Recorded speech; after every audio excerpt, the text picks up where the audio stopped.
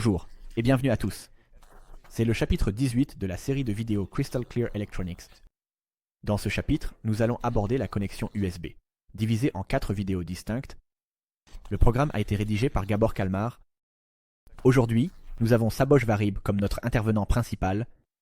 Il est maître de conférence à l'Université de technologie de Budapest. Szabolcs, pourrais-tu nous parler un peu de toi et de ton travail? Salut! Eh bien, je vais essayer. Je travaille avec l'électronique de puissance, c'est-à-dire des dispositifs électroniques qui effectuent des conversions d'énergie.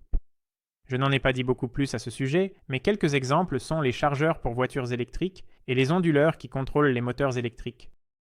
C'est un domaine assez vaste. Je le recommande, surtout pour les ingénieurs électriciens. Laissez-moi vous présenter. Dans la vidéo d'aujourd'hui, David Simon m'aidera à présenter ce chapitre du programme.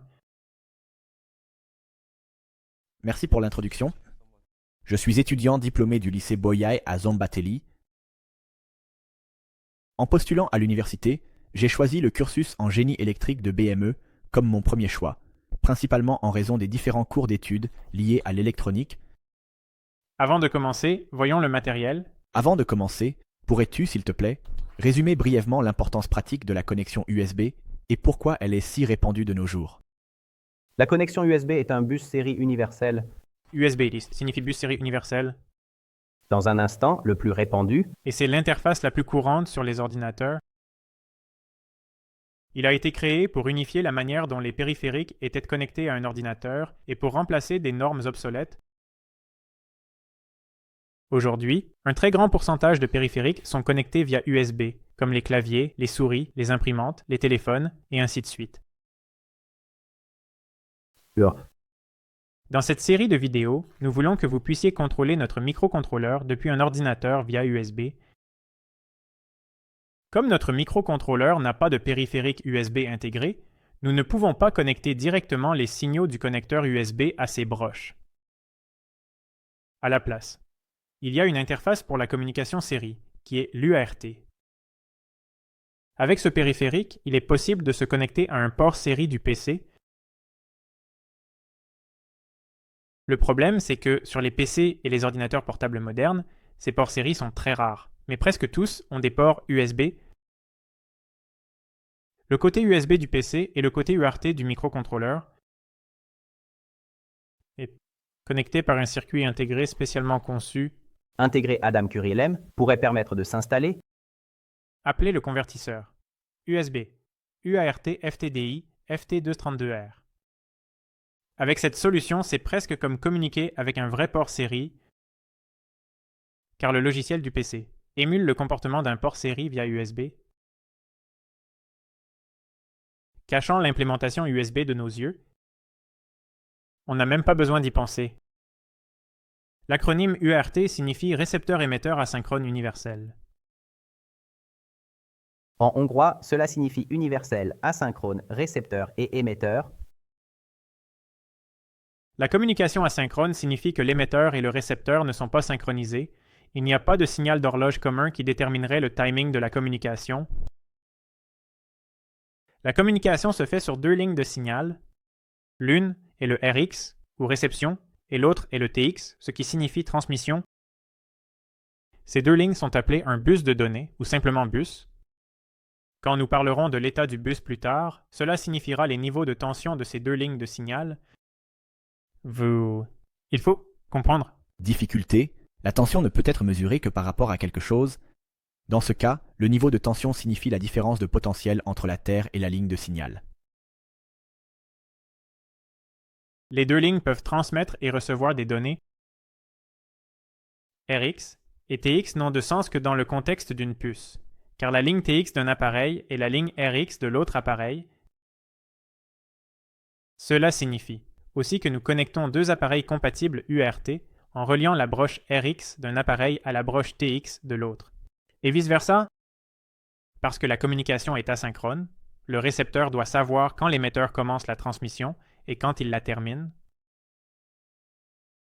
La norme décrit des états spéciaux pour commencer et terminer une transmission. Un paquet de données donné entre les états de bus de début et de fin est appelé une trame La trame de données se compose non seulement des données, mais aussi du bit de début, qui est utilisé pour la synchronisation, du bit de fin, et d'un bit de parité optionnel. La structure de la trame peut être vue dans cette figure. Le bus est à l'état logique, haut par défaut. Le premier bit est toujours un 0 logique, appelé le bit de début. Cela est suivi de 5 à 9 bits de données. Le plus souvent, 8 bits sont utilisés, car cela correspond exactement à un octet. Après cela, nous pouvons optionnellement utiliser un bit de parité. La signification de cela sera discutée plus en détail dans un instant. Enfin, la fin de la trame est indiquée par un niveau logique 1 pendant la durée de 1 ou 2 bits. Pour un fonctionnement correct, l'émetteur et le récepteur doivent interpréter les bits sur le bus de la même manière, ou, en d'autres termes, s'accorder sur la même structure de trame, et la vitesse de communication est appelée le débit en baud. Cela était nécessaire pour que le récepteur échantillonne un bit au même moment où l'émetteur le transmet réellement. Le format le plus courant utilise un bit de début, 8 bits de données, et un bit de fin, 100 bits de parité. Je pense que le sens du bit de parité nécessite un peu d'explication.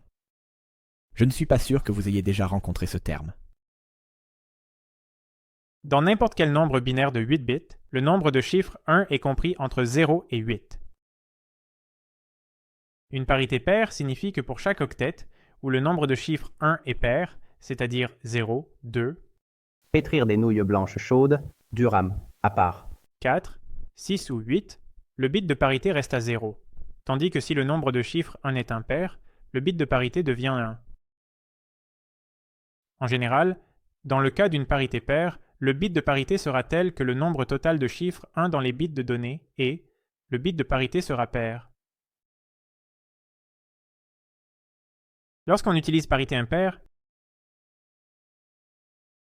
l'inverse est vrai, donc le bit de parité deviendra 1 pour rendre le nombre total de chiffres 1 dans les bits de données et le bit de parité impair.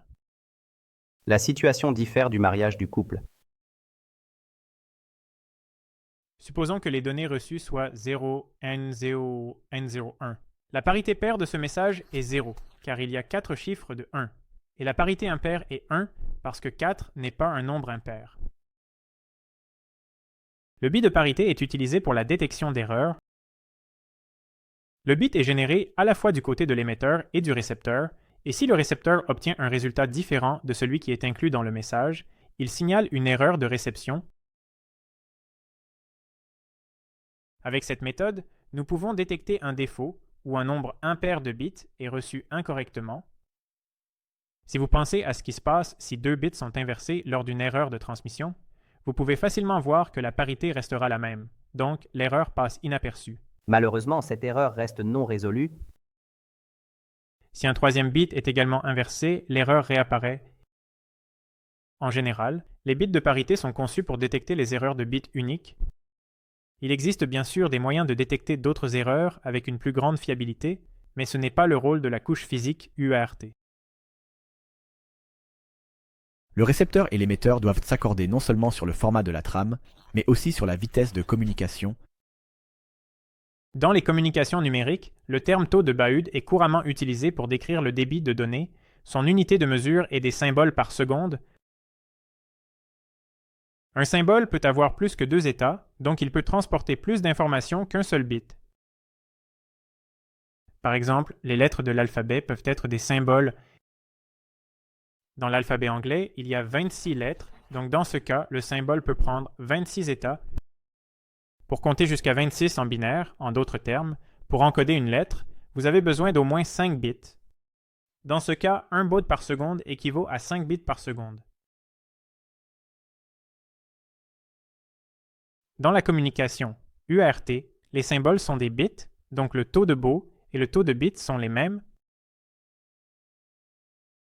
1 baud par seconde égale 1 bit par seconde. Les taux de BAUD ont des valeurs standards dans la communication UART, allant de 2400 bits par seconde jusqu'à 1 mégabit par seconde si les appareils sont suffisamment rapides. Les appareils suivants sont pris en charge. Quelques valeurs habituelles sont 4800, 9600, 14400, 19200. Vous pouvez voir que les valeurs sont environ 1,5 à 2 fois plus grandes que les précédentes. Une liste complète avec toutes les valeurs prises en charge peut être trouvée dans le chapitre pertinent de la fiche technique de l'ATmega 16A. Je suppose que nous avons toutes les connaissances théoriques nécessaires pour essayer la communication USB avec notre microcontrôleur en pratique. Dans la vidéo suivante, nous vous montrerons le circuit d'interface entre l'ordinateur et le microcontrôleur, et nous expliquerons les réglages nécessaires sur l'ordinateur. Au revoir.